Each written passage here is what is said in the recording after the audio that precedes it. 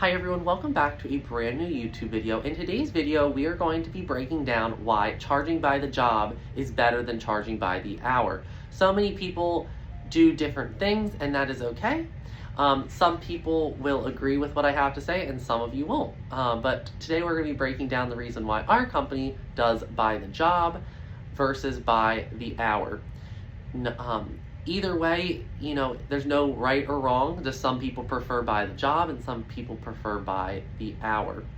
And that is what we are going to be talking today about. What's the best choice, when you're going to price your cleaning services out, right? So for our company, we like to charge by the job. By the job, it's very important to know exactly what you need to charge and how to charge to be able to profit off of each location that you're servicing, right? You need to figure out how much is your payroll, factor in your payroll taxes, your insurance, your supplies, and you got to still make money, your profit. So many of us think there's just one formula or one way of doing things, and that is not the case. Here in the cleaning industry, we all have different times, right? Different cleanable times that our cleaners are cleaning our buildings, right? My company might take only 10 minutes in a restroom while your company might take 30 minutes, or my cleaner might vacuum, a whole entire floor faster than your, cleaners can, right? So it all depends on that as well. You need to figure out exactly how long your cleaners are taking on each task. And the best way to find that out is literally getting your phone out and hit the timer and figure out exactly how long each task is taking. Okay, how long is Maria taking on the vacuum? How long is Mariah taking in the restrooms? How long is Fernando taking in the studios? How long is Katie taking in the elevators, right? You need to time and figure out every little aspect of the building, and you need to figure out how long it's taking, because that's going to factor into your cleaning cost of how long it's going to take, right? So many of us are just like, oh, it takes us this long, or oh, it takes us that long. You need to know exact. It's kind of like an exact science, right? Once you figure out the formula that works for your company, it's going to be plugging in those numbers, and then you're going to be able to be like, okay, this building's going to take this long, this is how long my cleaners are going to take each night, and this is going to be the per night cost, right? So many people don't understand that there's, every company's different. Some people are like, oh, this is the formula that so-and-so told me. Well, their numbers might not be the same as your company. You're in a different state, or even your cleaners might take longer than they do, or they might take shorter, right? You've got to figure out your clean times. So, I'm going to say one other thing about the set, per the clean cost, right, instead of hourly. We have a minimum clean, right? We're not going to go out for anything less than, $150 a night. You need to come up with how much is your minimum, right? You're not going to leave your office or send any cleaners out for this minimum, right? You've got to figure that out. And so many people don't understand. They think let's send them out $50 job, another, $100 job, whatever. You need to make sure it makes sense for your business, right? You need to come up with the minimums and then branch it off from there, right? Some people even have minimums for monthly service costs. So, okay, it's going to cost this much a night, and this is how much it's going to come out to monthly, and I am not going to come out for anything less than $1,500 a month, right? So some companies do it that way, but personally we don't do that. As long as they can pay our minimum, then we're good to go. Some of the bigger companies try to, get away from doing the, smaller to medium-sized accounts, and I'm going to tell you, I know I'm kind of shifting, but these small to medium-sized accounts are actually really good due to the fact that they could grow, they could expand, and you could end up only cleaning one right now, but maybe you end up cleaning 10 down the road. That's happened with us, where we've grown with a company and they've opened more locations and it's more places to clean, right?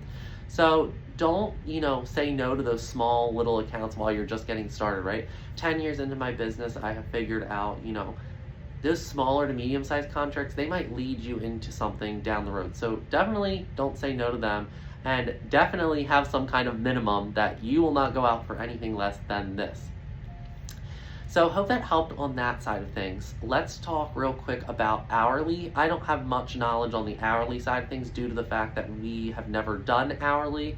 I will just say that some of my friends that own companies in different areas, they have told me they do it this way. And basically, if you're looking to clean, multiple places in a night, then this isn't the structure you want to go with, due to the fact that, okay, you have a cleaner there and they're charging by the hour.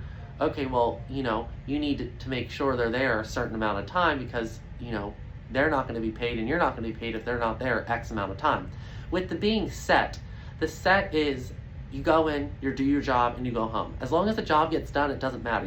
The cleaner's still getting paid, you're still getting paid, it all works out at the end of the day. And for people that are cleaning multiple offices, hundreds of offices, that's the way you need to do it. You need to do by the job, charges. You can't be doing, oh yeah, this is going to be by the hour, or that's it. So I know some companies that do a mix of both, but speaking out of experience, we've only done it by the job. So if you're looking to clean multiple offices, or if you're setting up, 5 different teams to clean, 4 to 5 or more offices a night, then by the job is going to be the way you want to do it. But if you're just doing maybe solo cleaners and you want to do set locations and get paid by the hour and then pay your people by the hour, that's up to you. So like I said, there's no one way of doing things. You need to figure out what works best for your company. So I hope that kind of helped with breaking down the difference between the hourly versus set pay. Another huge controversy in the cleaning industry is talking about 30-day payments. I hear so many comments and so many different things about people saying, when you clean a commercial account, you have to wait 30 days for pay, and then another 15 after that, whatever, after invoicing them. I'm going to tell you, that all comes down to what you want for your company. At the end of the day, it's your company. If you choose to charge every week, bi-weekly, monthly, whatever the case is, it's up to you. But I will say one thing, for the larger opportunities, you will most likely be charging them by the month. But if you're doing the medium-sized accounts, 2-story office, or 20,000 square, you can probably get away with, billing every 2 weeks. But like I said, it will all come down to the terms that you agree upon with the new customer, right? My clients are very understanding. When I requested bi-weekly payments from all my clients, they're very willing to do that.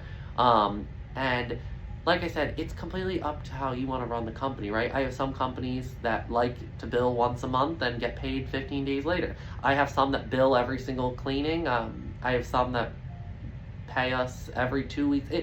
It really depends what your company wants, so don't let anyone tell you that you have to do it a certain way, right? It's the same thing, goes back to your formula when you're quoting jobs. Your formula is your formula. A formula that works for another company might not work for your company, right? Or everything that you do in your company, it's your company. You can do what you want. So just pick and choose what you want to do. Try things out. See if it works. If it doesn't, try something new. So I hope this video helps some people. I know that I've heard some videos, people saying that you can't do it that a certain way, or whatever the case is. Just do it. Try it. If it works for your business, great. If it doesn't, go back to doing it the way you want, your old way of doing it. Or it's all about, trial and error, making sure that, something that might be working, or, you might think this could be a better opportunity for your business, then do it, right? In the 10 years of me in business, we've done a lot of things, we've changed things around, and sometimes we go back to the original way it was. So you just kind of have to figure out what works. So hope this video helped. I'm going to stop talking now, and please leave your comments down below, and I'll see you in the next video. See you guys. Bye-bye.